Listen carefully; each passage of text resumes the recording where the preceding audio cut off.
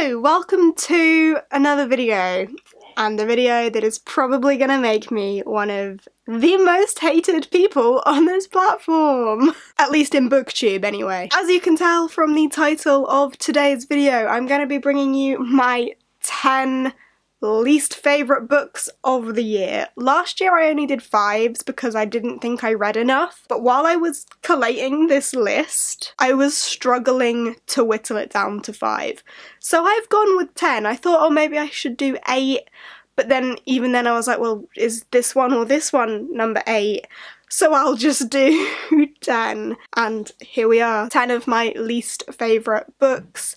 I'm not going to do these in any particular order, but maybe leave my most hated for the end. These are my 2-star, 1-star, and a few 3-star but low 3-star reads. 10 books that I wouldn't particularly recommend to just about anyone.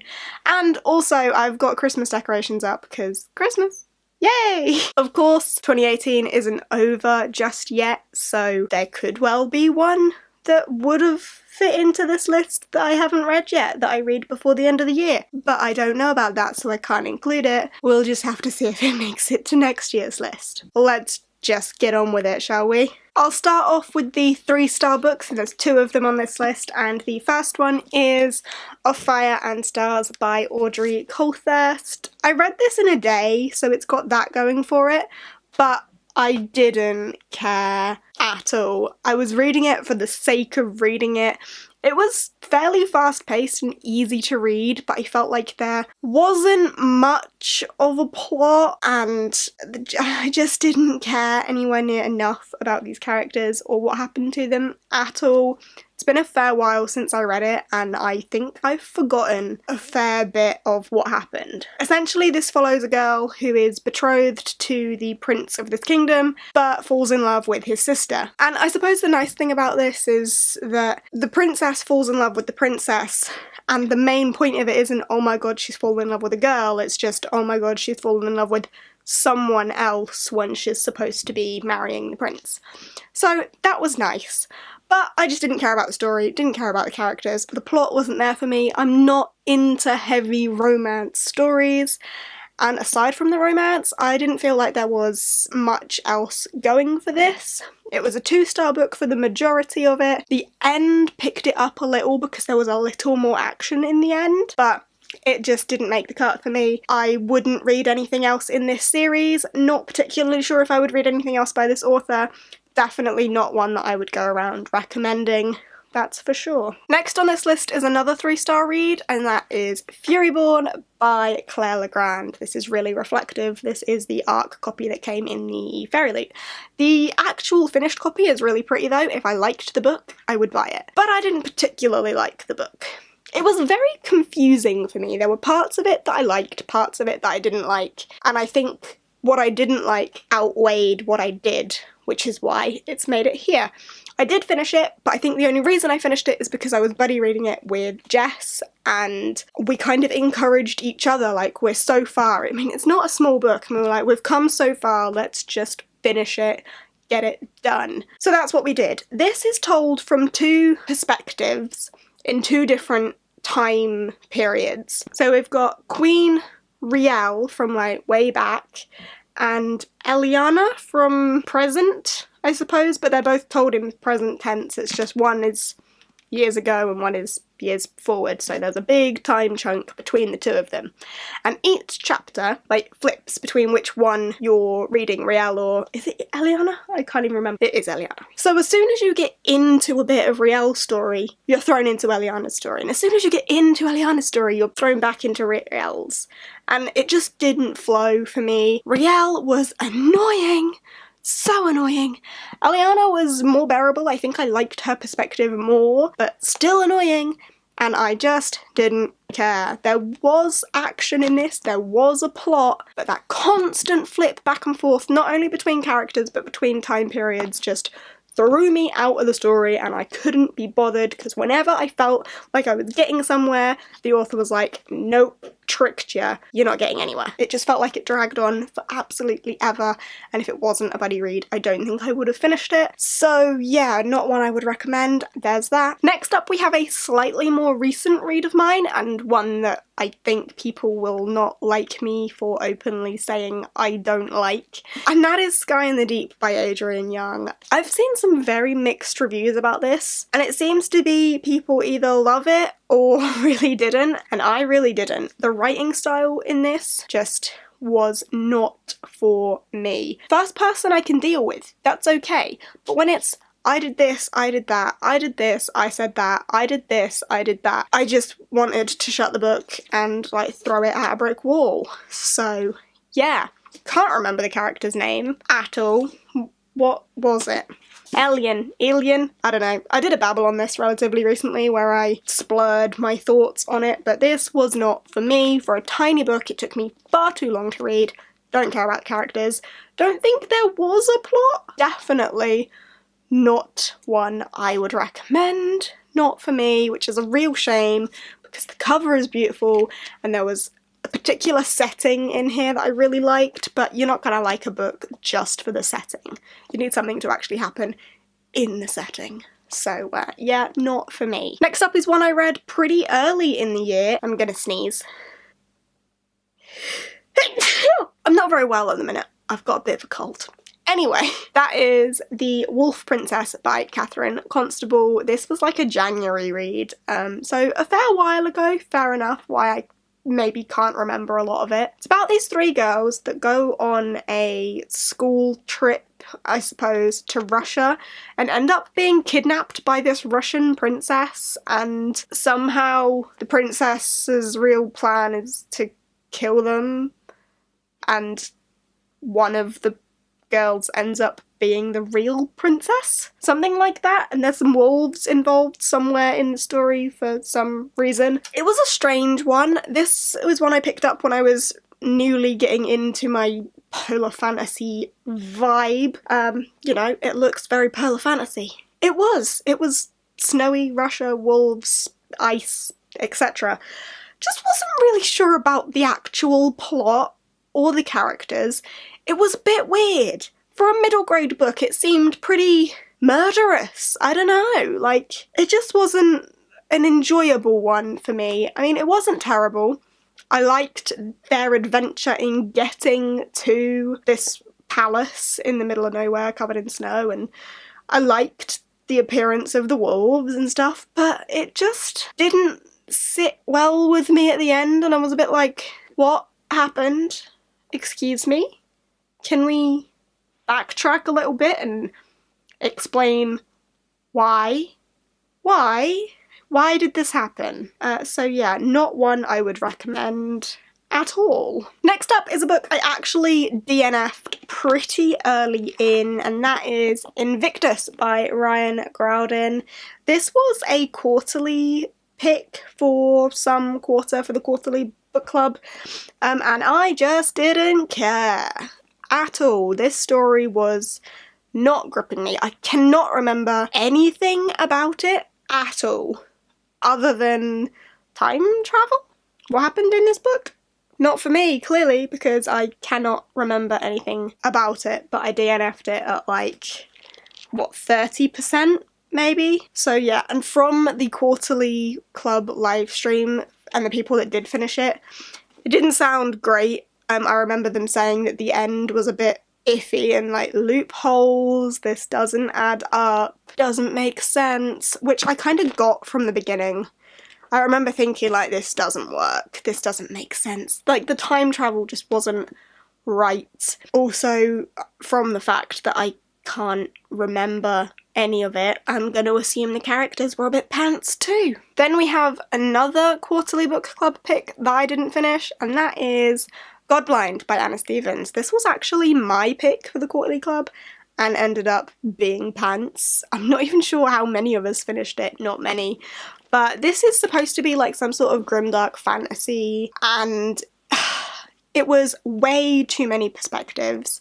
and far too much of a, like, Game of Thrones wannabe, but just not really even comparable. So yeah, didn't care about that. Can't remember any of the characters. Plot, I also can't remember. I suppose not finishing a book would imply that you can't remember it. Too many, I remember there being tons of characters and just being like, I don't know who any of these people are, what their motives are, what they actually want to do, what side of this war they're on, because of course it's a kingdom at war. There's like a little tribe in the middle and then there's two kingdoms and they all want to kill each other and they all have different gods, and there's this guy that can like speak to the gods and see the future and stuff, and blah. It was just a lot, like too much, and far too Game of Thrones wannabe, but not executed anywhere near as well. Like, don't get me wrong, when I read Game of Thrones, it was a lot, and the perspective flips were a lot, but I could at least follow who I was with where and what their motives and morals and stuff were. This was just too confusing, couldn't finish it, so I didn't. Not one I would recommend. Whilst we're talking about Quarterly Club book picks, here's another one, The Miniaturist by Jessie Burton. I finished this one. Did actually finish it. This book is marketed so wrong. This is supposed to be a magical realism about this dollhouse that this woman gets, and what happens in the house happens in real life, which sounds cool. Like, that sounds interesting. What it's really about is this girl being married off to this man and the reality of living in Amsterdam in 1686 as an 18-year-old girl marrying a wealthy older man, and your marriage not quite working out, and just the reality of life then. It's a historical fiction, it's not a magical realism. There was not enough magic or anything magical happening, and the one thing that you're like intrigued about, which is the dollhouse and how the dollhouse came to be, was never explained at all. So the one thing that you're reading on to find out about, you never find out about, so just seemed like a pointless journey to me. Not one I would recommend if you're looking for magical realism. If you're looking for historical fiction, maybe. I don't like historical fiction. It's a no from me. Here's another one that was a romance with no plot, and that is The Loneliness of Distant Beings. I picked this one up at Yalk. It's signed. Happy reading from the author. Very nice. It's a shame I hated the book. The cover of this looked cool. The first chapter of this made it sound cool. It's set on a space station. They've left Earth. They're off to find another planet, somewhere else to live, to continue the population. But that journey is so enormous. There's like a life cycle happening on this space station to get them to where they need to be and keep the human population going. And in order to make, I don't know, the most people they can, or the best people they can, the strongest people to continue the human race, there is like a breeding program, and people get paired up and forced to have kids together and live their life as a pair and move on and then die, and their kids would end up having the same thing and die until they reach where they're supposed to be. So that kind of sounds cool. It's like, what's going on? In the first chapter, our main character is explaining how she's gone slightly crazy. Her nan's just died, who was the last person on their family to have ever seen Earth, or something like that, and she was saying how she was like locked up for being a bit crazy, and she scratched some metal flooring or something and like ripped all her fingernails up, and it was like a bit gross, but like, wow, this is interesting, like, what's going on here? I'm intrigued. Then it turned into a romance. Essentially, our main character gets paired up with this guy that she doesn't like, so she breaks all the rules to be with the one she loves, and that doesn't work on this space station because they're supposed to be paired up properly and so on. And I felt really sorry for the guy that she was paired up with, because he tried to make it work. Like, he was making the best of a bad situation. It's not like he wanted it either, but he knew how the system worked. And it was just like, our main character was so whiny and annoying, irritating, and like, I love this guy, I would do anything to be with this guy, and then this guy is like, I would do anything to be with you, and then they break so many rules and the place like blows up, and they're like, I would do it all again for you, and they get like exiled, and they're like, but it's all for love, and I was just like, ugh, shut up. So yeah, this is a no-go from me. I didn't like this. Next up is another early read, which was Because You Love to Hate Me, 13 Tales of Villainy, edited by Anne-Marie with a bunch of authors. I liked some of these stories, I didn't like others. As a collection, I thought it was naff. The booktuber part, as much as like support the booktubers, absolutely, the booktuber part was irrelevant, annoying, didn't want to read it. Most of it I didn't read. Victoria Schwab's story was good. I remember Marissa Meyer's, it was okay. That's it. Oh, and Samantha Shannon's was alright. This wasn't great. This wasn't for me. I wouldn't recommend it. Didn't enjoy it. And the last book on this list is the one that people will hate me for the most. I'm gonna say I'm sorry if you like this book. I get why some people like this book. I didn't. Bear in mind my reading tastes. I like sci-fi, I like fantasy, I like action.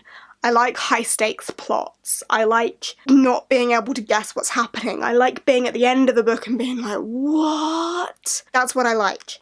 And Simon versus the Homo Sapiens agenda didn't give that to me at all. I read this because everyone was going on about it, saying how great it is, saying how amazing it is and that everyone needs to read it.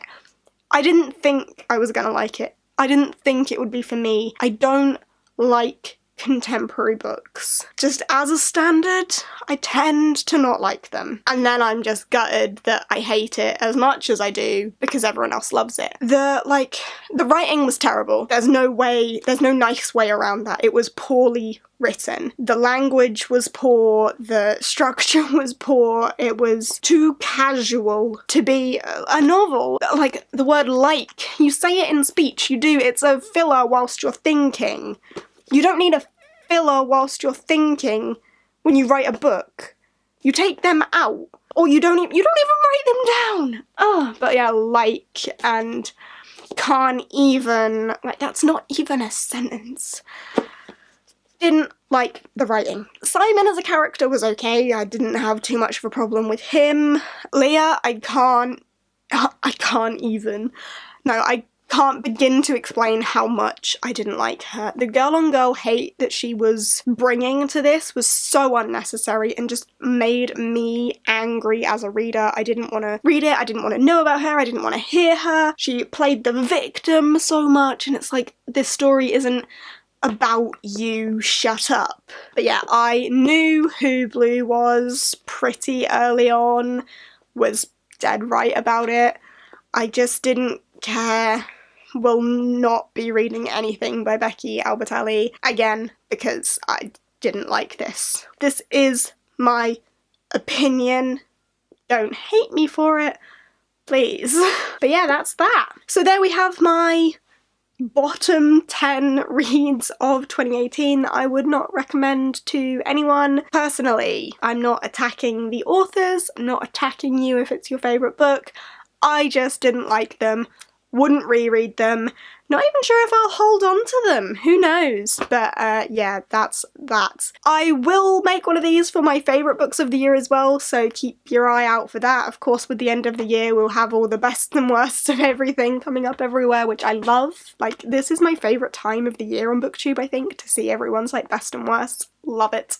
So yeah, there's my bottom 10. Hope you have enjoyed. Let me know what your least favourite book of the year was so I know what to avoid. Or if it was my favourite, like, feel free to drop that down there as well. If you hate books that I love, let's talk about why. Okay, I will see you next time. Toodaloo. Bye!